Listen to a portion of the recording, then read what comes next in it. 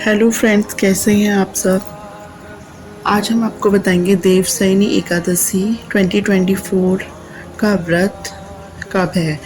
आषाढ़ माह के शुक्ल पक्ष की एकादशी तिथि को ये रखा जाएगा।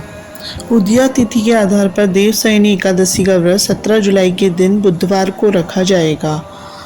अब धर्मराज युधिष्ठिर ने कहा, हे केशव, आषाढ़ शुक्ल एकादशी का क्या नाम है, इस व्रत के करने की विधि क्या है और किस देवता का पूजन किया जाता है।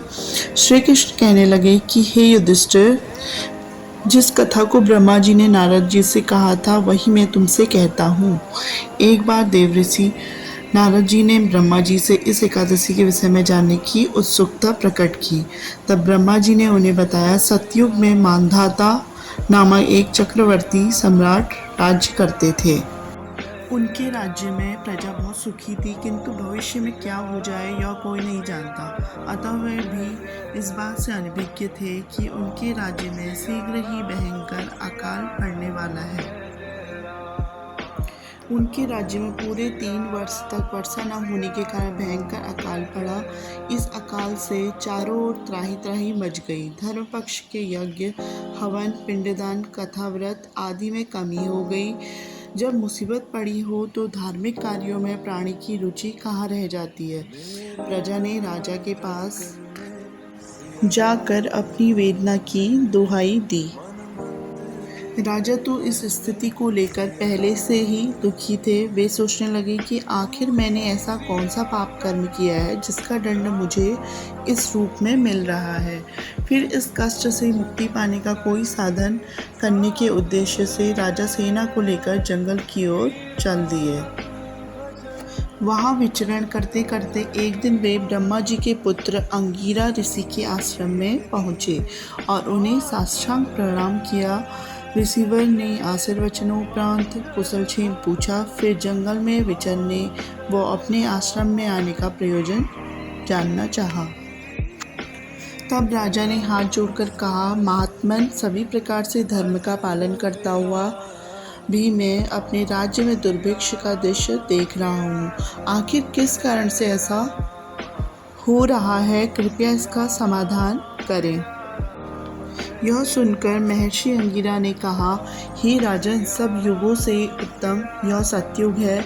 इसमें छोटे से पाप का भी भयंकर दंड मिलता है। लोग ब्रह्म की उपासना करते हैं और केवल ब्राह्मणों को ही वेद पढ़ने का अधिकार है। ब्राह्मण ही तपस्या करने का अधिकार रख सकते हैं। इसमें धर्म अपने चारों चरणों में व्याप्त रहता है। ब्राह्मण के अतिरिक्त किसी अन्य जाति को तप करने का अधिकार नहीं है, जबकि आपके राज्य में एक सूर्य तपस्या कर रहा है। यही कारण है कि आपके राज्य में वर्षा नहीं हो रही है।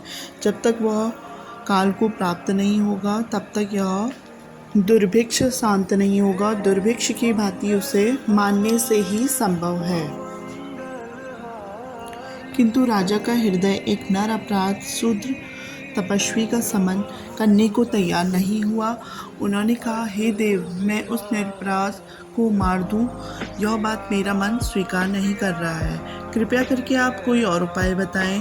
महर्षि अंगिरा ने बताया, आषाढ़ माह के शुक्ल पक्ष की एकादशी का व्रत करें। इस व्रत के प्रभाव से अवश्य ही वर्षा होगी। राजा अपने राज्य की राजधानी लौट आए और चारों वर्णों सहित पद्मा एकादशी का विधिपूर्वक व्रत किया। व्रत के प्रभाव से उनके राज्य में मूसलधार वर्षा हुई और पूरा राज्य धन धान्य से परिपूर्ण हो गया। ब्रह्म वैवर्त पुराण में देवशयनी एकादशी के विशेष महात्म्य का वर्णन किया गया है। इस व्रत से प्राणी की समस्त मनोकामनाएं पूर्ण होती हैं। And thanks for watching my channel. और आगे ऐसी व्रत कथा सुनने के लिए चैनल को सब्सक्राइब करें।